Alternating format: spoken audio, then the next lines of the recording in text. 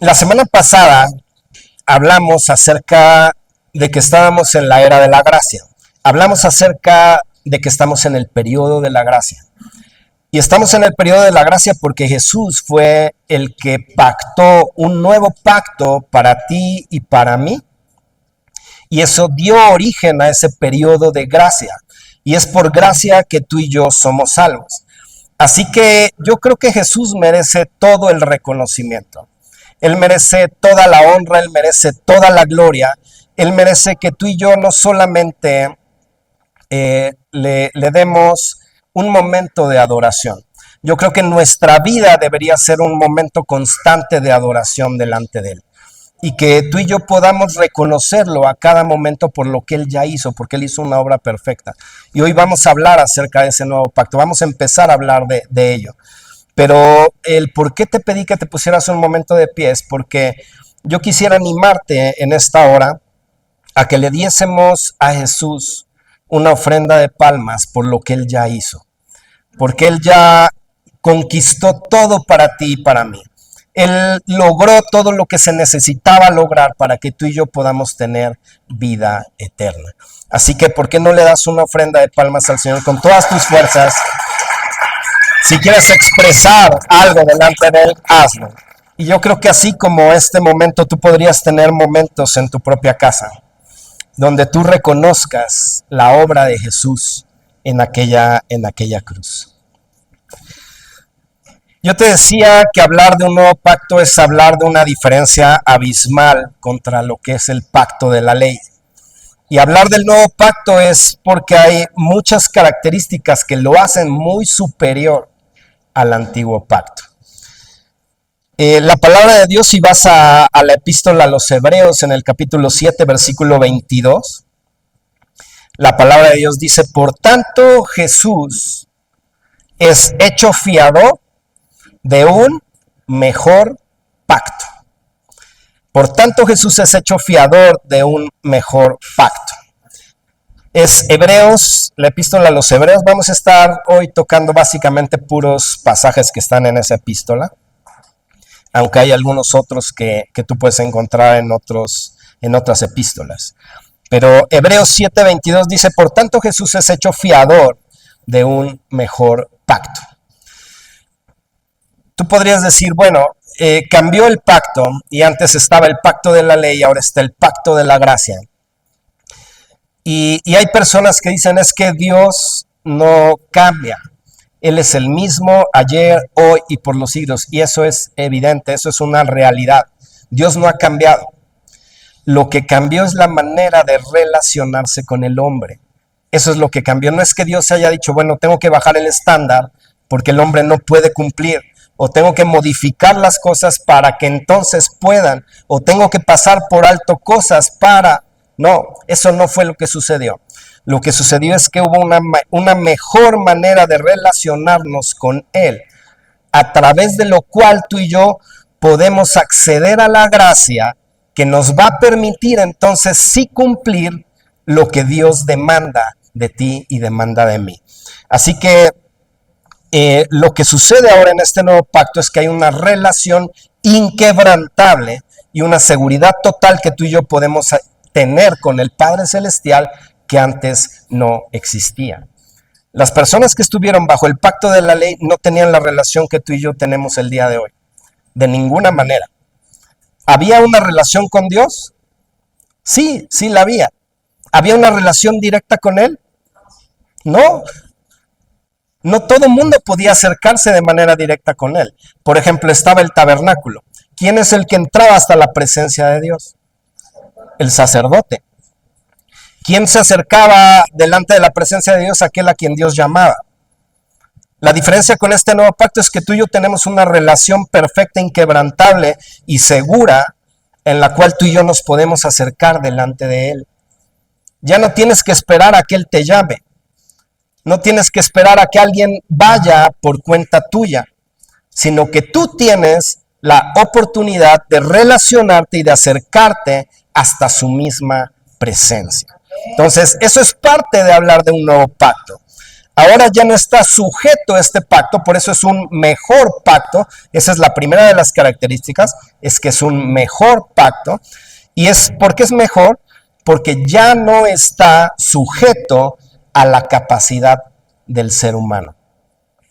Ya no está sujeto a que tú puedas cumplir los estándares divinos a través de las buenas obras. Ya no corresponde a ti el hacer las cosas delante de Dios. Es la gracia de Dios habilitándote para lograr cumplir los estándares de Dios, pero ya no es por obras. Ya no es un pacto que se requieran obras para lograr ganar algo, ganar el favor de Dios. Así que este pacto ya no está sujeto a la capacidad de cada uno de nosotros. Ya fue la gracia de Dios la que conquistó para nosotros a través de Jesucristo todas las cosas. Ahora es un pacto que se basa en la fe y no en las obras. Entonces, eso lo hace un mejor pacto. De lo contrario, si el pacto anterior hubiese tenido todo lo necesario para que el hombre a través de la fe, sin las obras, pudiese alcanzar la redención y la salvación, no hubiese habido la necesidad de que se hubiera generado un nuevo pacto. Así que hablar de un nuevo pacto es algo muy superior, es un mejor pacto, porque ya no recae la responsabilidad en ti, recayó en Jesús. Y Él ya conquistó todo, Él ya pagó todo, Él ya hizo todo lo que era necesario. Hebreos 8, 6 y 7 dice, mas ahora tanto mejor ministerio es el suyo, hablando de Jesús, cuando es mediador de un mejor pacto, el cual ha sido formado sobre mejores promesas. Porque si aquel primero fuera sin falta, cierto, no se hubiera procurado lugar de segundo. Estoy leyendo la versión 9 por si ves alguna diferencia en pantallas. Pero está hablando de que Jesús es ese mediador de ese nuevo pacto. Pero fíjate cómo la palabra de Dios lo determina, un mejor pacto. Así que yo te he comentado en algunas ocasiones, cuando tú quieres sujetarte nuevamente al pacto de la ley, estás desechando un mejor pacto y tomando algo inferior. Había en alguna ocasión platicando con una persona, me decía, es que algo que debemos entender en la relación con Dios o en nuestro caminar con Dios es que delante de Dios siempre hay cosas buenas, pero hay un camino aún más excelente. ¿Qué es lo que tú quieres hacer delante de Él? ¿Caminar un camino bueno o caminar un camino excelente? La diferencia está en la manera en que tú decidas relacionarte con Él y cómo decidas hacer las cosas con Él para caminar ese camino más excelente. Entonces, delante de Dios hay cosas buenas y cosas excelentes. Entonces, ¿qué quieres tú? ¿En qué pacto quieres vivir? ¿En el pacto de la ley o en el pacto de la gracia? En el pacto de la gracia. Ahora, si tú ya recibiste por gracia la salvación, ¿por qué quieres sujetarte al pacto de la ley? Es una pregunta. Si tú recibiste la redención y la salvación por gracia, ¿por qué quieres sujetarte a un pacto que es el pacto de la ley? No queremos, esa es la respuesta, no queremos sujetarnos, pero a veces la manera en que tú y yo nos comportamos demuestra lo contrario. Porque cuando tú quieres seguir ganando el favor de Dios a través de las buenas obras, estás sujetándote sí o sí al pacto de la ley. Cuando deberíamos dejar que la gracia de Dios, que es suficiente, nos habilite y nos capacite para ir en pos de la perfección y del camino de la santidad. El segundo aspecto por el cual es mejor el nuevo pacto, es porque tiene un mejor mediador. Tiene un mejor mediador. Por aquellos que están escribiendo, esta es la segunda característica. Un mejor mediador. Hebreos 7:22, que ya habíamos leído, dice, por tanto Jesús es hecho fiador de un mejor pacto. Y fíjate que utiliza la palabra fiador. Y un aval o un fiador es aquel que puede responder ante el incumplimiento de las reglas, ante aquel que se debe responder. Es decir, Jesús tomó tu lugar, Jesús pagó por cuenta tuya y Él se presentó delante del Padre. Él pagó ante el Padre todo lo que se tenía que pagar, pero quedó como fiador en caso de que tú y yo deslizáramos o tuviésemos algún incumplimiento. De tal manera que Él está ante el Padre supliendo constantemente lo que se debe de suplir. Entonces, por eso es que es un mejor mediador en este pacto. Él responde ante el incumplimiento. Esa es la garantía que tiene este nuevo pacto para nuestra parte. Entonces Jesús se convirtió para ti y para mí en la mejor garantía que puede existir. Porque Él está delante del Padre, Él está intercediendo delante del Padre por ti y por mí. Y Él no solo está delante del Padre, sino que también rogó al Padre para que el Espíritu Santo fuese enviado. Y en el tiempo que tú y yo estemos en esta tierra, el Espíritu Santo esté ayudándonos a cada uno para poder cumplir con aquello que debemos hacer delante de nuestro Dios. Así que Él no está diciendo, bueno, no pasa nada con lo que ellos hagan. Eso no es lo que está diciendo. Él está delante del Padre rogando, pero el Espíritu Santo está trabajando a tu favor para que tú y yo dejemos de hacer lo incorrecto delante del Padre. Así que su figura y posición ante el Padre Celestial es inigualable y perfecta. Así que el tener ese tipo de mediador ante el Padre es lo mejor que para ti y para mí nos pudo suceder. Hebreos 8:6 dice, ese pasaje lo acabamos de leer, mas ahora tanto mejor ministerio es el suyo, cuanto es mediador de un mejor pacto, el cual ha sido formado sobre mejores promesas. Ahora vamos a Hebreos 12:24, dice que nos hemos acercado a Jesús, el mediador de ese nuevo pacto, dice, y a la sangre rociada que habla mejor que la de Abel. Así que la sangre de Jesús fue rociada por ti y por mí. La sangre de Jesús fue una sangre inocente que habla a favor del pecador. Y esa sangre es la que está presente delante del Padre.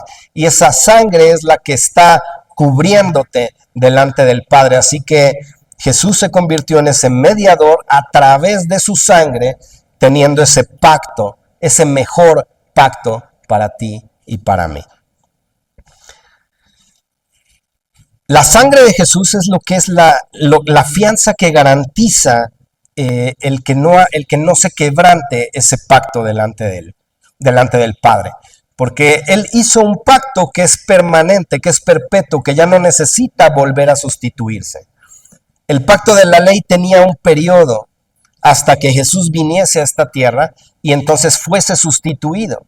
Tenía que ser hecho algo que fuese permanente. Y vamos a ver en el punto 3 cómo es con un mejor sacrificio. Tú recordarás que en el Antiguo Testamento se hacían sacrificios constantemente por los pecados del pueblo. Si has leído el Antiguo Testamento. En todos los pactos fue necesario el sacrificio. En todos los pactos que tú veas en el Antiguo Testamento fue necesario el sacrificio. En el nuevo pacto no podía ser diferente. Tenía que haber un sacrificio. Pero en este nuevo pacto el sacrificio fue mejor que cualquiera de los sacrificios que hubo en el Antiguo Testamento. ¿Por qué? Porque Jesús se ofreció a sí mismo. Él se ofreció a sí mismo siendo inocente. Y lo que se ofreció fue una ofrenda perfecta que pudo satisfacer la justicia de Dios. Y en eso se convirtió Jesús, en ese sacrificio perfecto, dejando fuera la necesidad de otro sacrificio posterior. Su sacrificio fue único, fue suficiente y sirve para todo el pecado, para cubrir todo el pecado. Hebreos 9:23 al 28, quiero que me acompañes a ese pasaje. Hebreos 9:23 empieza diciendo, fue pues necesario que las figuras de las cosas celestiales fuesen purificadas así, pero las cosas celestiales mismas con mejores sacrificios que estos. Porque no entró Cristo en el santuario, hecho de mano, figura del verdadero, sino en el cielo mismo, para presentarse ahora por nosotros ante Dios, y no para ofrecerse muchas veces como entra el sumo sacerdote en el lugar santísimo cada año con sangre ajena. De otra manera le hubiera sido necesario padecer muchas veces desde el principio del mundo, pero ahora en la consumación de los siglos, dice, se presentó una vez para siempre por el sacrificio de sí mismo para quitar de en medio el pecado. Y de la manera que está establecido para los hombres que mueran una sola vez y después de esto el juicio, así también Cristo fue ofrecido una sola vez para llevar los pecados de muchos y aparecerá por segunda vez sin relación con el pecado para salvar a los que le esperan. Así que la palabra de Dios dice que el sacrificio de Jesús fue muy superior a cualquiera de los otros sacrificios, porque este sí pudo quitar el pecado de en medio. Y fue hecho una sola vez y no tiene que hacerse constantemente.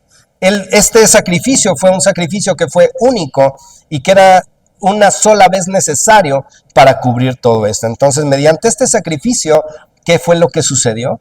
Que se destruyó el poder del pecado como naturaleza sobre ti y sobre mí. Y pagó por las infracciones de todos hasta agotarlas todas. Los sacrificios de la ley eran continuos por su inutilidad. Esos sacrificios no podían limpiar la conciencia del pecado en las personas. Entonces tenían que constantemente hacerse sacrificios. Y había toda una regla establecida de cómo deberían llevarse a cabo los sacrificios en el Antiguo Testamento. Y con qué periodicidad. Y qué es lo que debía hacerse. Pero si tú lees en Hebreos 10, 1 al 4 dice, porque la ley teniendo la sombra de los bienes venideros, no la imagen misma de las cosas, nunca puede, por los mismos sacrificios que se ofrecen continuamente cada año, hacer perfectos a los que se acercan. De otra manera cesarían de ofrecerse, pues los que tributan este culto, limpios una vez, no tendrían ya más conciencia del pecado. Pero en estos sacrificios cada año se hace memoria de los pecados, porque la sangre de los toros y de los machos cabríos no puede quitar los pecados. Así que el sacrificio de Jesús fue uno, fue definitivo y sin la necesidad de repetición, porque este sí puede limpiar la conciencia del pecado. Así que es muy superior el sacrificio mediante el cual se hace este nuevo pacto. Ahí en Hebreos 10, del 11 al 14 dice, ciertamente todo sacerdote está día tras día ministrando y ofreciendo muchas veces los mismos sacrificios que nunca pueden quitar los pecados. Pero Cristo, habiendo ofrecido una vez para siempre un solo sacrificio por los pecados, se ha sentado a la diestra de Dios, de ahí en adelante esperando hasta que sus enemigos sean puestos por estrado de sus pies, porque con una sola ofrenda hizo perfectos para siempre a los santificados. Así que los sacrificios que se hacían en el Antiguo Testamento, dice que no podían hacer perfectos a los que por él se acercaban. Sin embargo, el sacrificio de Jesús sí te pudo hacer perfecto a ti y hacer perfecto a mí delante del Padre. Así que es un sacrificio muy superior el que tú puedes ver a través de Jesucristo. En Hebreos 9:14 dice, cuanto más la sangre de Cristo, el cual mediante el Espíritu Eterno se ofreció a sí mismo sin mancha a Dios, limpiará vuestras conciencias de obras muertas para que sirváis al Dios vivo. Este sacrificio que Jesús llevó a cabo sí puede limpiar tu conciencia de obras muertas, dice la palabra de Dios. Así que el sacrificio sobre el cual se fundamentó el nuevo pacto es un sacrificio perfecto. Es Jesús mismo ofreciéndose por ti y por mí, alguien que sí fue perfecto, alguien que con su sacrificio pudo quitar realmente el pecado de en medio, quitar todo aquello que podía estar presente y afectarte, quitarlo de en medio y entonces sí hacerte perfecto y presentarte perfecto delante del Padre. Así que no hay sacrificio mejor que el de Jesús. Por eso yo te decía hace rato, debemos reconocer el sacrificio de Jesús, debemos reconocer a aquel que realmente se entregó por nosotros. Y yo creo que tal vez lo que hacemos y la manera en que lo reconocemos, tal vez nos quedamos cortos de lo que deberíamos hacer. Yo creo que a veces nos alegramos más por cosas terrenales que por las espirituales y las que son eternas. A veces nos gozamos más, o yo puedo ver a personas que se deleitan más con otras cosas que a veces darle la gloria a aquel que ya hizo todo por ti.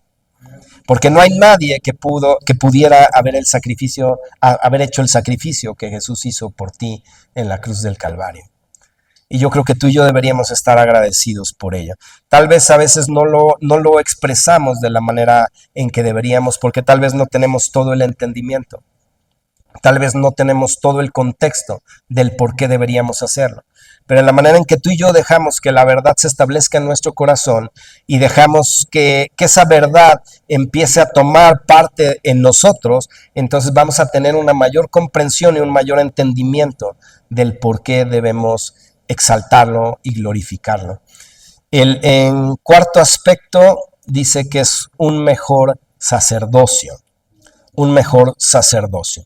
Hebreos 8, 1 al 4 dice, ahora bien, el punto principal de lo que venimos diciendo es que tenemos tal sumo sacerdote, el cual se sentó a la diestra del trono de la majestad en los cielos, ministro del santuario y de aquel verdadero tabernáculo que levantó el Señor y no el hombre, porque todo sumo sacerdote está constituido para presentar ofrendas y sacrificios, por lo cual es necesario que también éste tenga algo que ofrecer. Así que si estuviese sobre la tierra, ni siquiera sería sacerdote, habiendo aún sacerdotes que presentan las ofrendas según la ley. El sacerdocio levítico, que es el sacerdocio que tú ves en el Antiguo Testamento, fue algo provisional, era defectuoso y era terrenal. Y estaba constituido a través de hombres débiles, que primero, dice la palabra, tenían que ofrecer sacrificios por sus propios pecados y después por los del pueblo. Y ninguno de esos sacerdotes pudo permanecer porque al final de cuentas lo alcanzaba la muerte.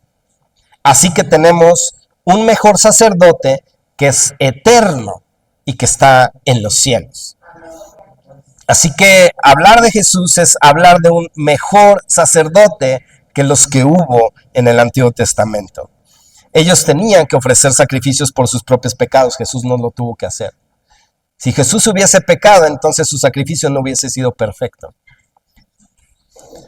Cristo, en cambio, es celestial, es perfecto, es eficaz, es permanente, inmutable, y para la perfección de quienes estamos bajo Él. Hebreos 7, 11 al 17 dice, si pues la perfección fuera por el sacerdocio levítico, porque bajo él recibió el pueblo la ley, ¿qué necesidad habría aún de que se levantase otro sacerdote según el orden de Melquisedec y que no fuese llamado según el orden de Aarón? Porque cambiado el sacerdocio, necesario es que haya también cambio de ley. Así que tú puedes ver que todas las cosas fueron modificadas. Había un linaje del cual venían los sacerdotes. Ese linaje fue cambiado. Entonces, si había un cambio de sacerdocio, también tenía que haber un cambio en la ley. Había que haber un cambio en el pacto. Así que ya nos saca de la ley y nos mete al periodo de la gracia. Dice, aquel de quien se dice esto es de otra tribu, de la cual nadie sirvió al altar. Porque manifiesto es que nuestro Señor vino de la tribu de Judá, de la cual nada habló Moisés tocante al sacerdocio.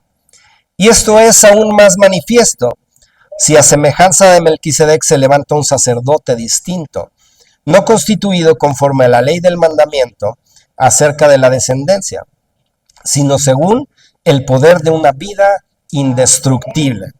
Pues se da testimonio de él, tú eres sacerdote para siempre, según el orden de Melquisedec. Yo te decía hace un momento que los sacerdotes del Antiguo Testamento no podían permanecer para siempre. Y aparte tenían que presentar primero sacrificios por sus propios pecados. Y después, entonces, por los del pueblo. Y aún así, había un riesgo todavía de que el sacerdote pudiese morir delante de la presencia de Dios. Así que el sacerdote que tenemos nosotros, que está delante del Padre, es uno que sí es perfecto, que es inmutable, que es permanente, que es indestructible. Hebreos 7, 23 al 28 dice, y los otros sacerdotes llegaron a ser muchos, debido a que por la muerte no podían continuar. Mas refiriéndose a Jesús, por cuanto permanece para siempre, tiene un sacerdocio inmutable, por lo cual puede también salvar perpetuamente a los que por él se acercan a Dios. Hebreos 7, 23 al 28. Dice, y los otros sacerdotes llegaron a ser muchos debido a que por la muerte no podían continuar. Mas por cuanto permanece para siempre, tiene un sacerdocio inmutable, por lo cual puede también salvar perpetuamente a los que por él se acercan a Dios, viviendo siempre para interceder por ellos. ¿Puedes leer ese versículo 25? Puede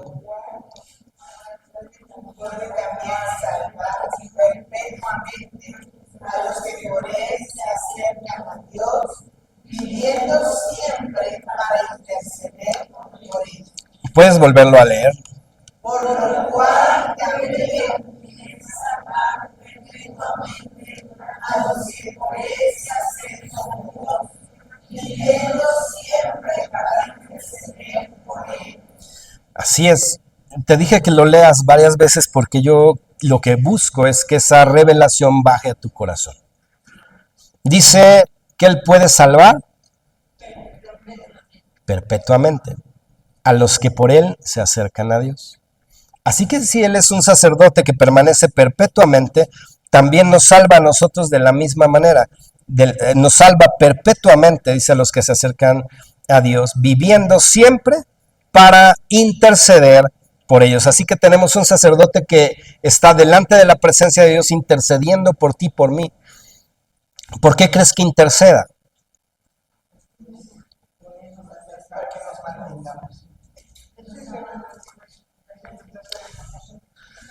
Él está intercediendo delante del Padre porque sabe nuestras debilidades. Él nos entiende perfectamente. Y Él sabe lo que tú y yo necesitamos. Entonces Él está delante del Padre intercediendo por ti y por mí para que tú y yo podamos realmente permanecer como es digno delante de Él. Dice, porque tal sumo sacerdote nos convenía, santo, inocente, sin mancha, apartado de los pecadores y hecho más sublime que los cielos, que no tiene necesidad cada día, como aquellos sumos sacerdotes, de ofrecer primero sacrificios por sus propios pecados y luego por los del pueblo. Porque esto lo hizo una vez para siempre, ofreciéndose a sí mismo. Porque la ley constituye sumos sacerdotes a débiles hombres, pero la palabra del juramento posterior a la ley, al Hijo, hecho perfecto para siempre.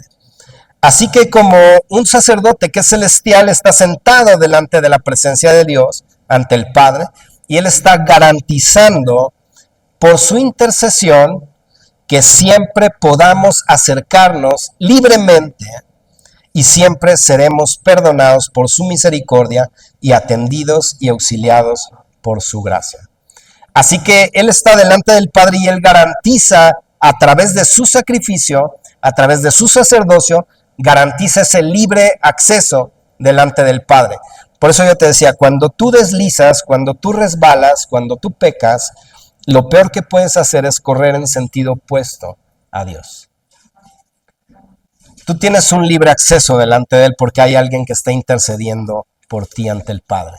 Entonces, ¿qué deberíamos hacer? Acercarnos delante del Padre por medio de Jesucristo para obtener a través de la gracia el perdón de nuestros pecados. Él ya pagó, ya. Él ya cubrió tus pecados, ya. Él está intercediendo, Él quiere que tú te acerques delante de la presencia de Dios. Que reconozcas tu falta, por supuesto. Que te arrepientas, claro. Está el Espíritu y todos los recursos que a través de la gracia Él da para que tú y yo podamos permanecer ajenos al pecado. Porque cuando Él quebranta el pecado, quebranta la naturaleza. Y Él dice que te saca de debajo del yugo de esclavitud que era el pecado, de tal manera que el pecado ya no se enseñoree sobre ti. Así que él hizo una obra perfecta, quitando de en medio todo aquello que estorba.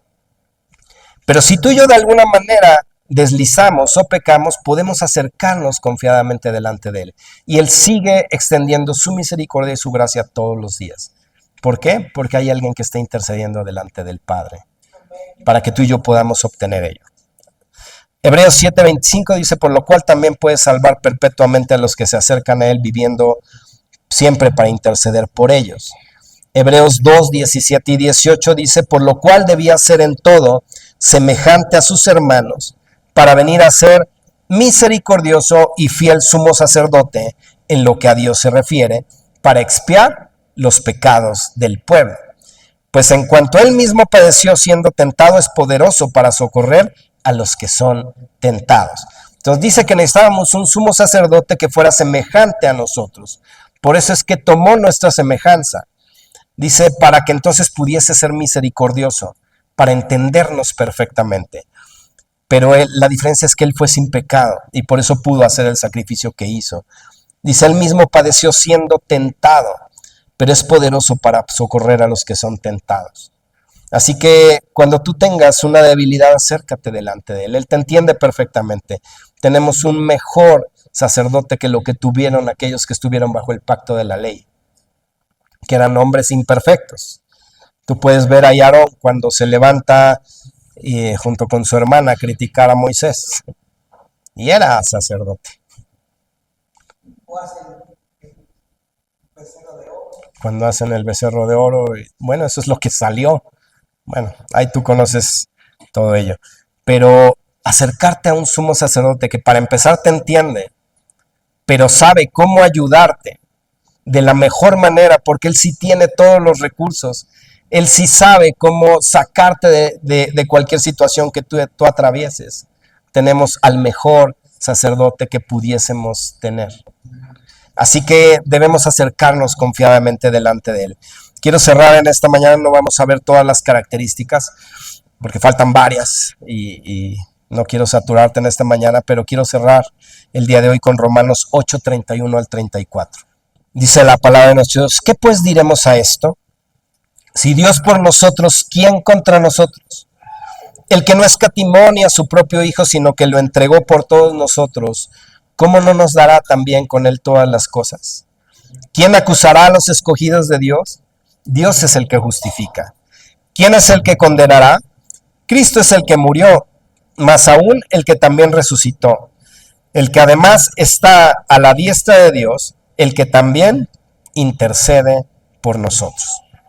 Y la palabra de Dios dice, no hay ninguna condenación para los que están en Cristo Jesús. Tenemos un intercesor delante del Padre que todo el tiempo está rogando por nosotros. Entonces, el día de hoy vimos solo 4 de las características que tiene el nuevo pacto, que lo hace mucho mejor que el pacto de la ley.